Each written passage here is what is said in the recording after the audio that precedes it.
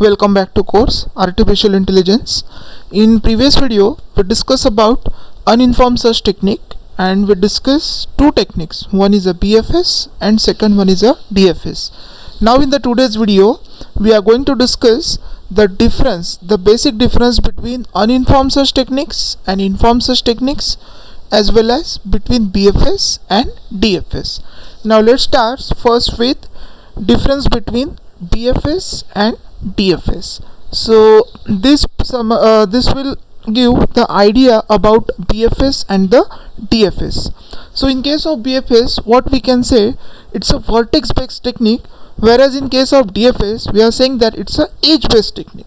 Now why we are saying BFS is a vertex based technique? Because if you see this example here, you can see how BFS will work, how it will visit the node.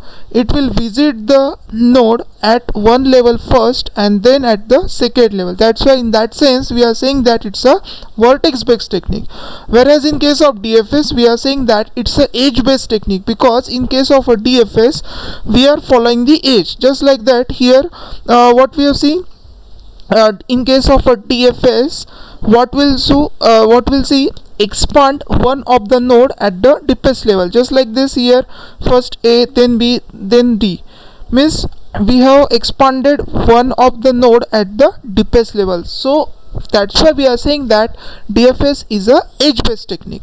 Then the second difference is that in case of BFS, what we can say, expand all the nodes of one level first. So it depend on the working. Okay, it's totally focused on the working of a BFS. In case of BFS, you have seen that we are visiting all the nodes which is present at the one level. Expand all the node at one level first. So this is level 1, you can say this is level 2. So after visiting A, what we are visiting B and C, which is present at one level, and later on we are visiting D, E, F, which is present at the next level. So that's why we are saying that in case of BFS you are expanding all the nodes which is present at the one level. Similarly, in case of a DFS, it expand one of the node at the deepest level. Here you can see, first of all I visited A, then B, then D. After that there will be no node available. So in this case we are saying that we are expanding one node at the deepest level, and after that C, then E and F. So in this pattern we are visiting the node. That's why we are saying that in case of DFS we are expanding all the nodes at the deepest level. Then if we talk about the data structure used by BFS and DFS, then we can say that BFS will make use of a queue, whereas DFS will make use of a stack. Then next point, BFS is mostly suitable for searching the vertices which are closer to given source. That means we are saying that in case of BFS, it is suitable to search vertices which is closer to given source. So in this case we may talk about this root node. Okay, so it is suitable for such a vertices which are closer to given source. So in that case, suppose we consider source as a root node. But in case of DFS, it is suitable when there are solution away from the source, because in this case we are expanding one of the node to the deepest level. So in that case, that's why we are saying that it is suitable when there are solution away from the source, that is in the deepest level. Then we are saying that BFS is slower than DFS. Why BFS is slow? Because in this case you are visiting all the nodes at one level first and then next level. So in that sense we are saying that BFS is slow, but DFS is faster as compared to BFS, because in it is visiting all the nodes in one particular line. Okay, the next, it consider, in case of BFS we are saying that it consider all neighbor first and therefore not suitable for decision making tree used in a games and puzzle. Generally we found that in case of games, what is important, making use of a decision tree, but in case of a decision tree BFS will not work. Why? Because it consider all the neighbor first and therefore not suitable for decision tree. So in this case, in case of a decision tree, what is expected after visiting this A, either you should go for B or you should go for C, but in case of BFS you are considering both B as well as C. That's why it is not suitable for decision making, which is used in case of games. But in case of DFS, it is suitable for decision making tree that is used in games and puzzle, because it follows the decision pattern. Because here we see, after visiting A, either B or C, we are considering B over here, and we expand all the level up to D, then we start about the C. That's why BFS is not suitable for game, whereas DFS is used for game. Then in case of BFS, generally require more memory than DFS. Obviously it visiting the all the nodes level by level, so it at suppose at one level more number of nodes are available, so obviously it required more memory as compared to DFS, whereas DFS required less amount of memory. And final point, we can say that it is optimal for finding the shortest distance, whereas DFS, it is not optimal for finding the shortest distance. And in order to illustrate the working of BFS and DFS, we have given this example. So this is how you can differentiate between DFS and BFS.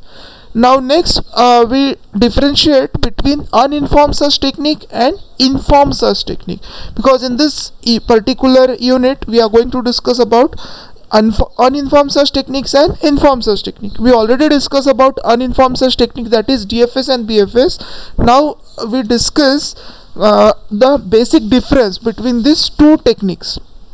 So very first difference, as its name suggests, uninformed search technique, it's a searching without using domain specific information.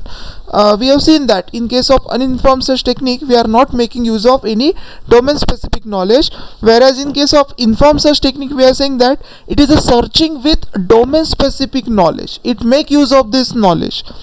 Then in case of uninformed search technique, you are saying that it find a solution slow. It finds solution slow as compared to informed search technique, or you can say that uninformed search techniques are slow because they are considering each and every possibility. They are not making use of any heuristic function, they are not making use of domain specific knowledge. That's why they are slow.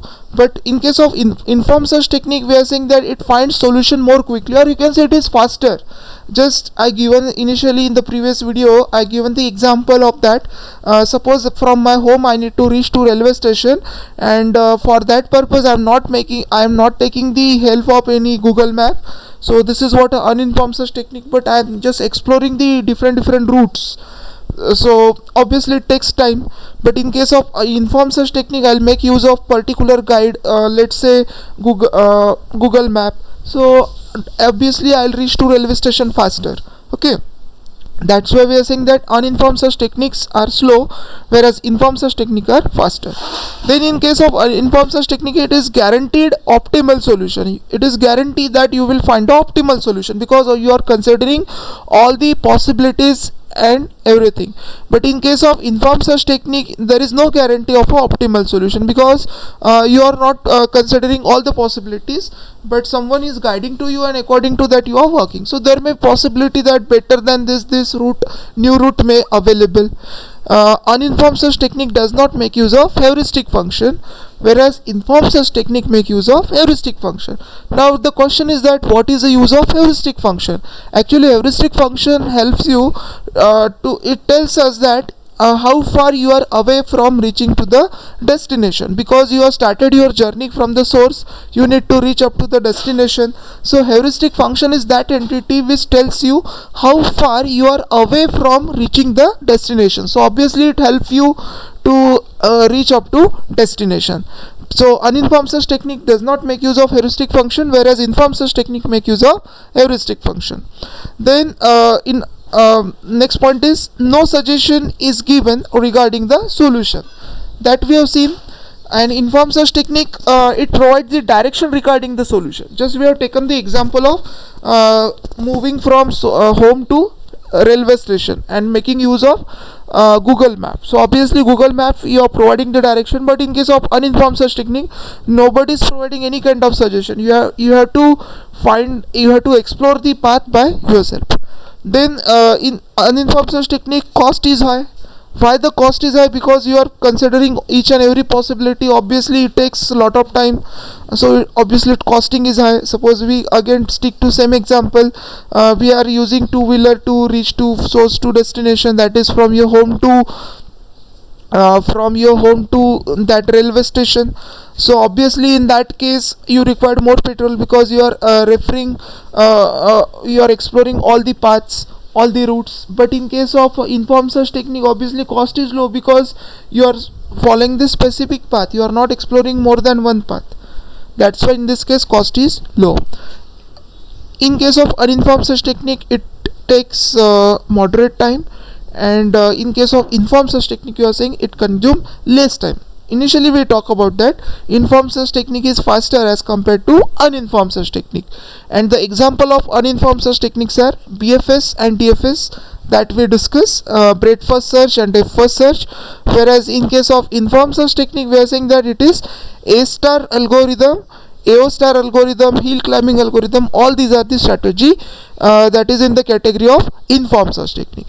So I hope you understand what are the exact difference between DFS and BFS, as well as between uninformed search technique and informed search technique. Thank you.